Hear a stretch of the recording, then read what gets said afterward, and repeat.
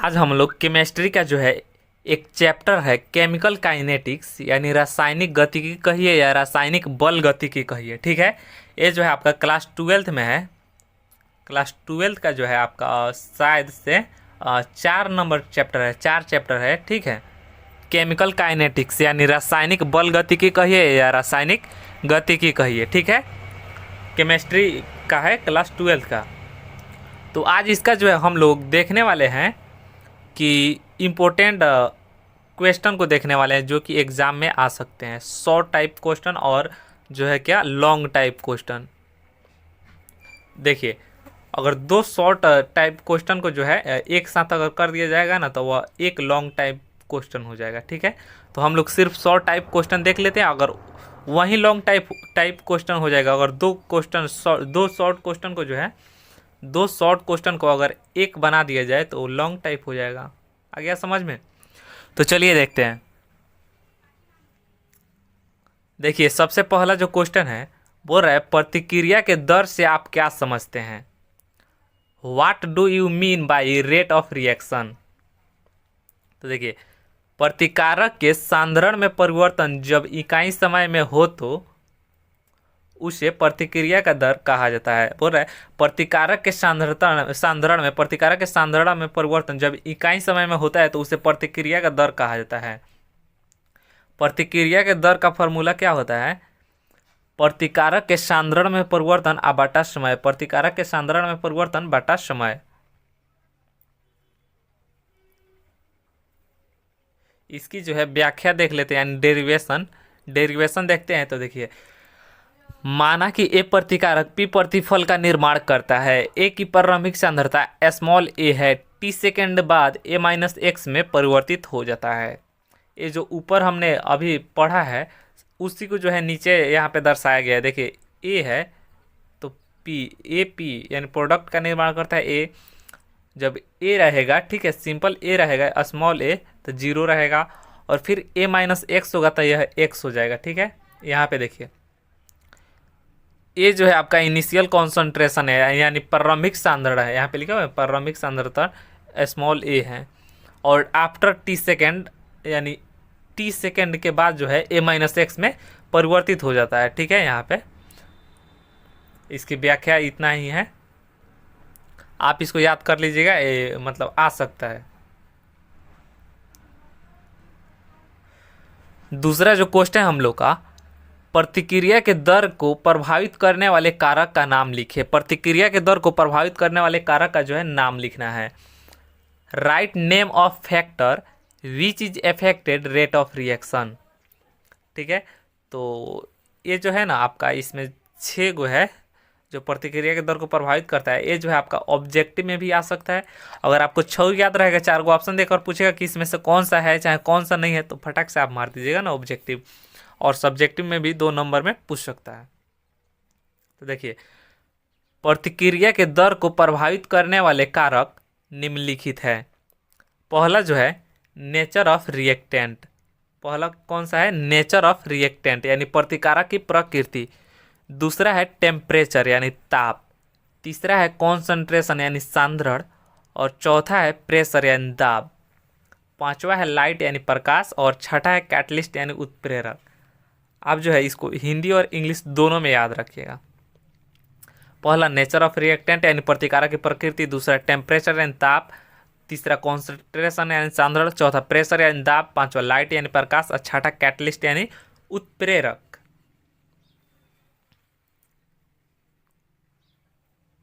तीसरा जो क्वेश्चन है बोल रहा है ताप प्रतिक्रिया के दर को प्रभावित करता है, व्याख्या करें। जो ताप है वो प्रतिक्रिया के दर को प्रभावित करता है, इसकी जो है व्याख्या करना है। Temperature affected rate of reaction, explain it. देखिए, ताप प्रतिक्रिया के दर को प्रभावित करने वाला एक महत्वपूर्ण कारक है। जब किसी रासायनिक अभिक्रिया में ताप दिया जाता है तो अणुओं के बीच टकराव की संभावना अधिकतम हो जाती है तथा प्रतिक्रिया अग्रसर हो जाती है। बोल रहा है कि ताप जो है प्रतिक्रिया के दर को प्रभावित करने वाला जो है एक महत्वपूर्ण कारक है। ठीक है, यदि किसी रासायनिक अभिक्रिया में जो है जब किसी रासायनिक अभिक्रिया में ताप दिया जाता है तब अणुओं के बीच टकराव की संभावना जो है अधिकतम हो जाती है तथा प्रतिक्रिया जो है अग्रसर हो जाती है। जैसे एग्जाम्पल में है यहाँ पर H2+Cl2, अगर इसमें जो है हीट दिया जाएगा यानी ताप दिया जाएगा तो यह 2HCl का निर्माण करेगा। N2+H2, तो यह जो है NH3 का निर्माण करेगा। हीट दिया जाएगा यानी ताप दिया जाएगा तभी, ठीक है।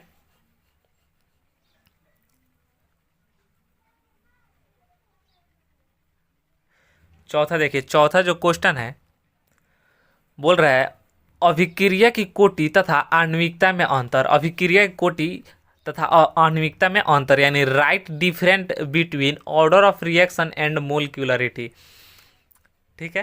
तो इसमें अंतर लिखना है। तो अभिक्रिया की कोटि यहाँ पर है,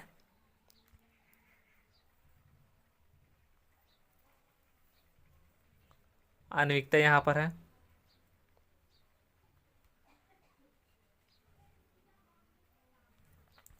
पहला अंतर देखते हैं।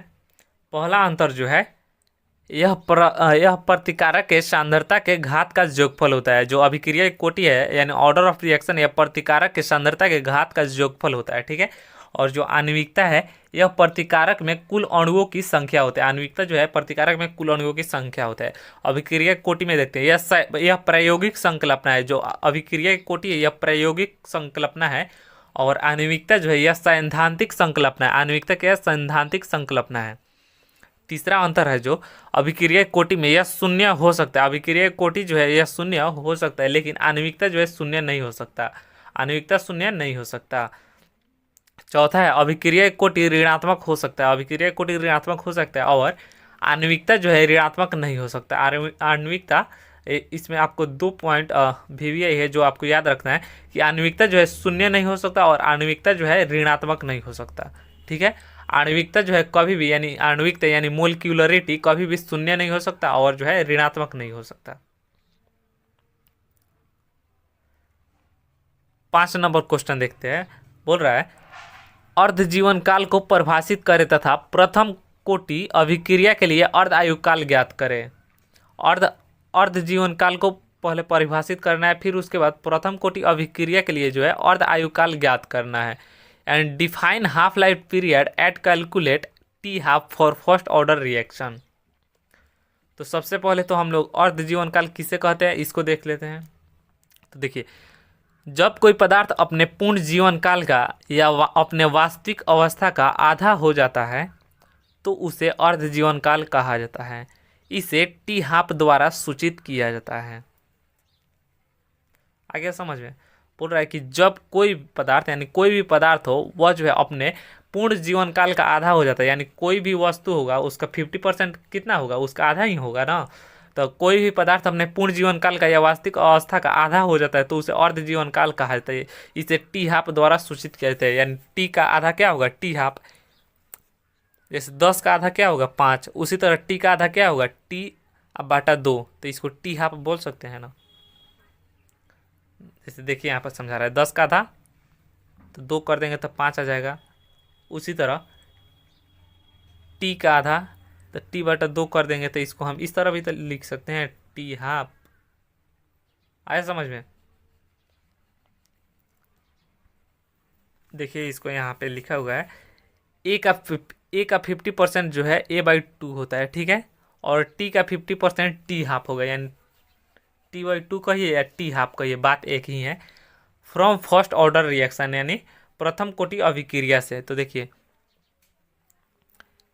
ये जो है प्रथम कोटि अभिक्रिया के लिए जो है फॉर्मूला है K बराबर 2.303 यानी 303/T इंटू लॉग A/A-X। यह जो है आपका फर्स्ट ऑर्डर रिएक्शन का या प्रथम कोटि अभिक्रिया का उसके लिए जो है यह फॉर्मूला है। इसी से जो है आपका अर्ध जीवन काल को ज्ञात करना है, ठीक है।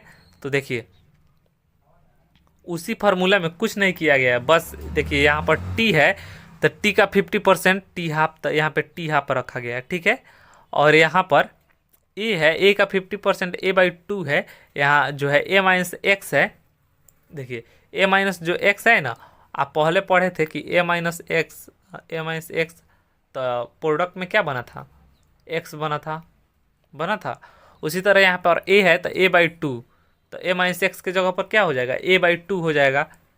तो यहाँ पर ध्यान से देखिए लिखा हुआ है a/a/2, इस तरह लिखा हुआ है। तो a से 1 कैंसिल हो जाएगा, तो बचेगा क्या, सिर्फ 2 बचेगा। तो देखिए k इजक्वल टू 2.303, यही वाला है सेम टू सेम, बटा टी हाफ इंटू log 2। यहाँ पे log 2 आया है क्योंकि देखिए यहाँ पर पहले से log था और एक कट गया है, तो सिर्फ बचा क्या है, 2 बचा है यहाँ पर 2, तो log 2 यहाँ पर हो गया है। ठीक है, अब देखिए k इजक्वल टू 2.303 बटा t half, same to same इसी को नीचे उतार दिए हैं, और log 2 का जो मान होता है 0.3010 होता है। log 2 का मान क्या होता है, 0.3010 होता है। तो बस यहीं log 2 का मान यहाँ पर रख दिए हैं, और log 2 का मान से 2.303 में मल्टीप्लाई किए हैं। ठीक है, मल्टीप्लाई कीजिएगा तो 0.693 आ जाएगा अब बटा टी हाफ। ठीक है, तो ये जो टी हाफ है इसको हम इस साइड भेजते हैं। देखिए इस तरह है, k इजक्वल टू 0.693 बटा टी हाफ। इस टी हाफ को जो है हम यहाँ पर भेज देते हैं। ठीक है, और इस k को जो है हम यहाँ पर रख देते हैं। तो किस प्रकार हो जाएगा, टी हाफ इजक्वल टू 0.693 बटा k हो जाएगा। ये जो है फार्मूला आपका अर्ध जीवन काल का है। ठीक है, अर्ध जीवन काल का यह फार्मूला है, यानी t half equal to 0.693, t half equal to 0.693 बटा के हो जाएगा। इसको आप याद रखिएगा। 6 नंबर क्वेश्चन बोल रहा है निम्नलिखित पदों को परिभाषित करें। ठीक है, निम्नलिखित पदों को बोल रहा है परिभाषित करने के लिए। पहला है संकीर्ण ऊर्जा यानी एक्टिवेशन एनर्जी। तो देखिए वह बाहरी ऊर्जा जिसकी आवश्यकता अणुओं के बीच टकराव करके प्रतिफल में परिवर्तित करने के लिए किया जाता है उसे जो है संकीर्ण ऊर्जा कहते हैं। इसे जो है ईए द्वारा सूचित किया जाता है। संकीर्ण ऊर्जा को जो है ईए द्वारा सूचित किया जाता है।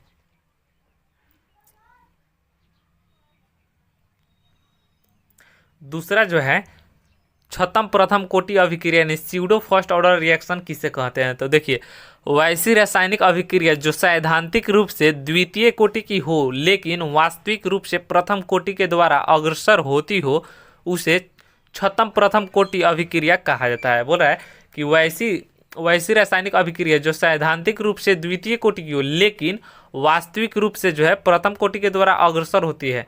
ठीक है, उसे जो है छतम प्रथम कोटि अभिक्रिया कहा जाता है, स्यूडो फर्स्ट ऑर्डर रिएक्शन कहा जाता है। एग्जाम्पल में है हाइड्रोलाइसिस ऑफ ईस्टर यानी ईस्टर का जलांशन, हाइड्रोलाइसिस ऑफ ग्लूकोज यानी ग्लूकोज का जलांशन, और हाइड्रोलाइसिस ऑफ सुक्रोज यानी सुक्रोज का जलांशन।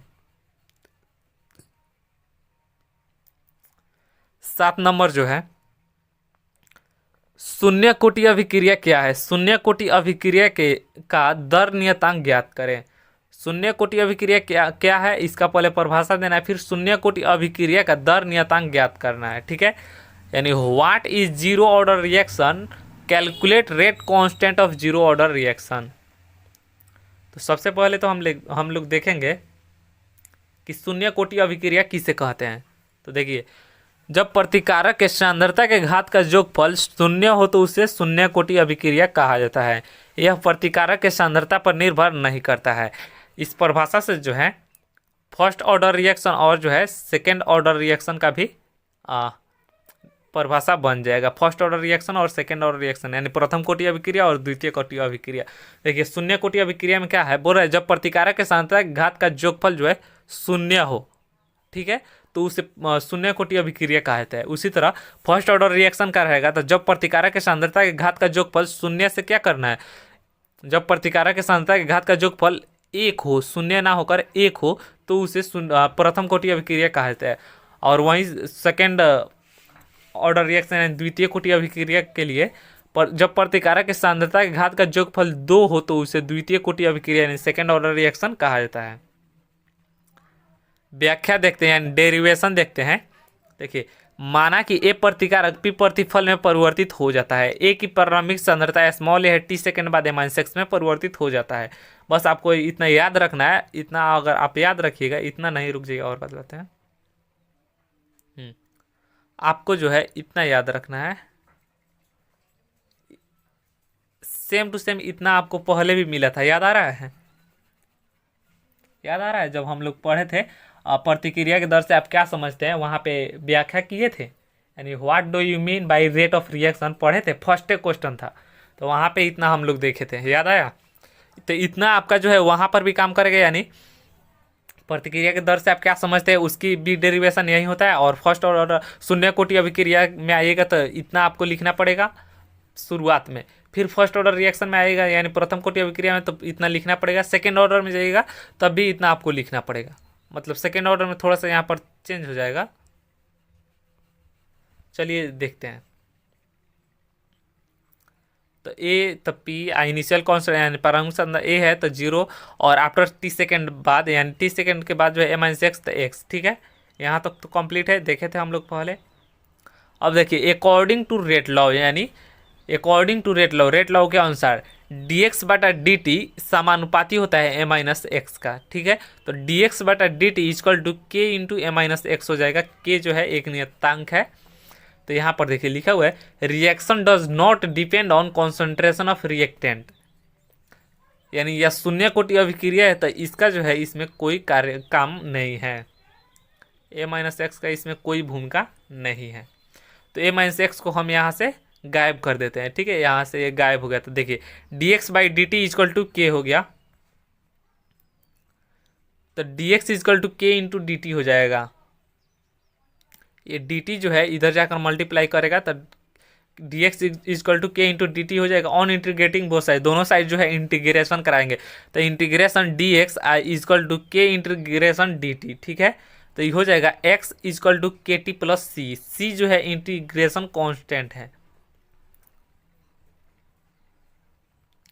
एट इनिशियल कंडीशन, ठीक है, यानी प्रारंभिक शर्त से, यानी at initial condition t equal to 0 x equal to 0, ठीक है। तो देखिए putting value of t and x in equation 1, equation 1 जो है यहाँ पर है, इसमें जो है t और x और t का जो है मान रखते हैं, और x और t का मान क्या है, 0 है। तो देखिए putting value of t and x in equation 1, तो 0 equal to k into 0 plus C, तो सी क्या आ गया, 0, सी 0 आ गया। तो putting value of c in equation 1, equation 1 में जो है यहाँ पर हम सी का मान रखते हैं, यहाँ पर सी का मान 0 रखे हैं, देखिए सी का मान 0 रखे हैं, तो x equal to k T आ गया। अब देखिए के को इस साइड लाते हैं तो k equal to x by t हो जाएगा, k equal to x by T.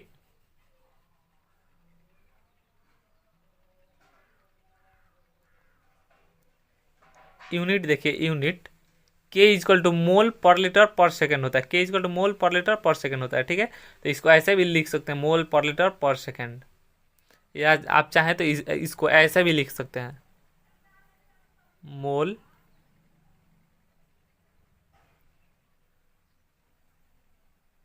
Litre inverse और सेकेंड इनवर्स, ठीक है, मोल लीटर इनवर्स और सेकेंड इनवर्स ऐसे भी आप लिख सकते हैं।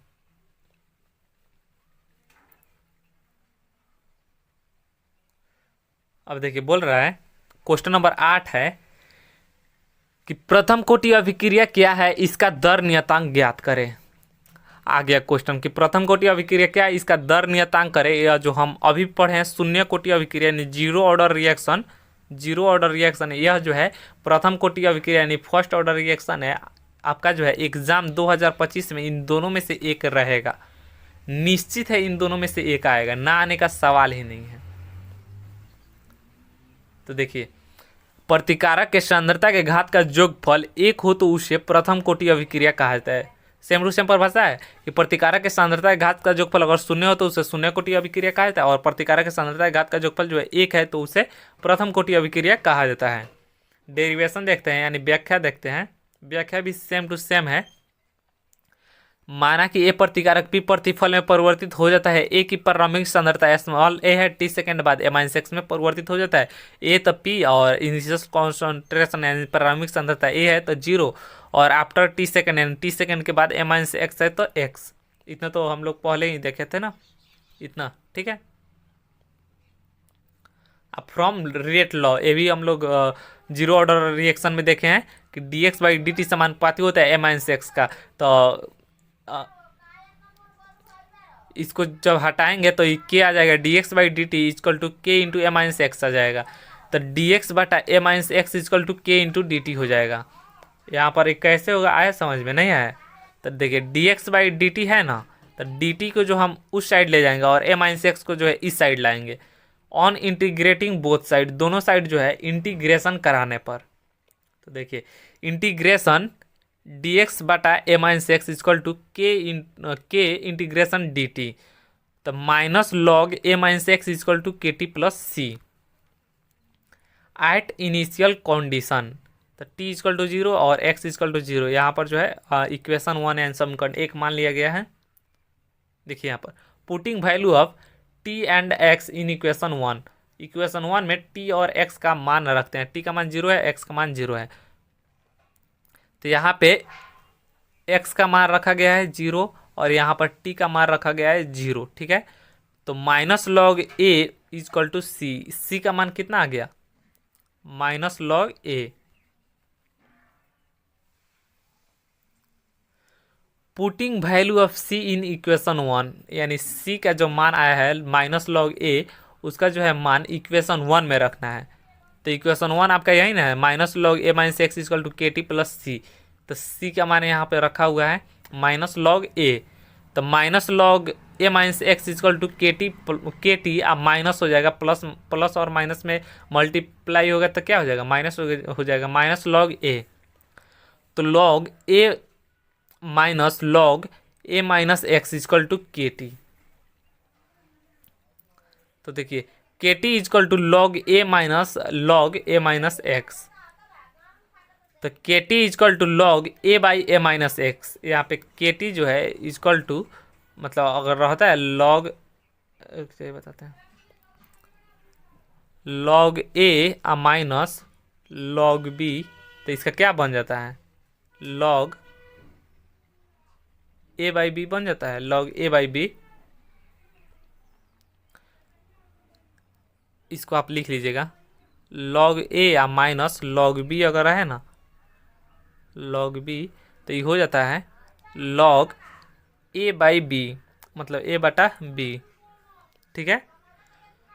तो सेम टू सेम उसी तरह यहाँ पे है log a minus log a-x, तो यहाँ पे लॉग a/a-x हो गया है। क्लियर? तो k इक्वल टू 2.303, अब कहिएगा 2.303 कहाँ से आया? तो देखिए यहाँ पर LOG लॉग लिखा हुआ है यहाँ पर और लास्ट में ई दिया हुआ है, ई। देखिए यहाँ पर लॉग लिख कर यहाँ पे लास्ट में ई दिया हुआ है, तो ई का ही मान कितना होता है? ई बराबर कितना होता है? 2.303, ई का मान इतना होता है, तो यहाँ पर ई का मान रखा गया है, ठीक है। तो k इक्वल टू 2.303 अब बाटा T into log a/a-x, a/a-x, ये जो है आपका प्रथम कोटि अभिक्रिया का जो है फॉर्मूला है। यूनिट देखिए, यूनिट यानी मात्रक 1/सेकेंड इंटू मोल पर लीटर अब बाटा मोल पर लीटर, तो मोल पर लीटर से मोल पर लीटर खत्म, तो 1/सेकेंड बचा, 1/सेकेंड। तो सेकेंड को जब हम ऊपर ले जाएंगे तो सेकेंड इनवर्स लिख सकते हैं ना, तो यहाँ पर सेकेंड इनवर्स है। लास्ट क्वेश्चन है 9 नंबर।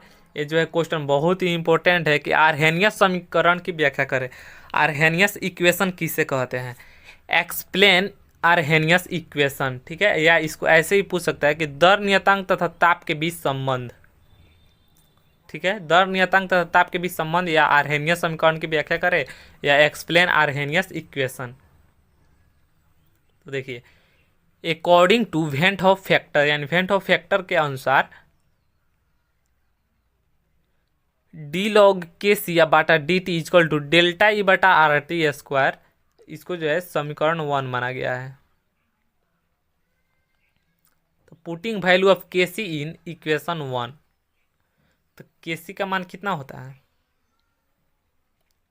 के वन बाई के टू, यहाँ पे लिखा हुआ है के सी इक्वल टू के वन बाई के टू होता है। यहाँ पर के सी है तो इस के वन बाई के टू रखना है के सी के जगह पर। तो देखिए यहाँ पर डी लॉग के वन बाई के टू अब बाटा D T equal to delta E बटा आर टी स्क्वायर, ठीक है। तो E one minus E two, E जो है बड़ा होता है ई टू से, तो डेल्टा ई को तोड़कर लिखना किस में है, E one minus E two में। तो डी लॉग के वन बाई के टू बाटा डी टी ई वन बराबर E one minus E two बटा आर टी स्क्वायर। तो ये आपका हो जाएगा डी लॉग के वन माइनस डी लॉग के टू, मतलब है ना उस समय कि लॉग ए बाई बी रहेगा, तो इसको हम लिख सकते हैं लॉग ए माइनस लॉग बी, लिख सकते हैं ना।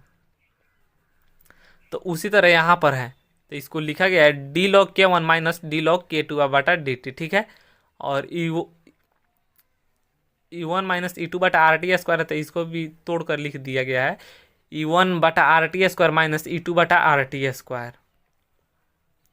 देखिए जेनरल यानी सामान्यतः जो है डी लॉग के बटा d T equal to E बटा आर टी स्क्वायर होता है, ठीक है, सामान्यतः ऐसे होता है। तो on integrating both side taken limit k one to k two and t one to t two, बोल रहा है कि दोनों साइड जो है इंटीग्रेशन करने के लिए, लिमिट लेने के लिए के वन के टू और टी वन टी टू। तो चलिए इंटीग्रेशन करते हैं। इंटीग्रेशन लिमिट में के वन के टू यहाँ पर रखा गया है डी लॉग के बटा डी टी बराबर ई बटा आर, इंटीग्रेशन फिर है टी वन टी टू जो है लिमिट रखा गया है वन बटा टी स्क्वायर। तो लॉग के टू बाई के वन,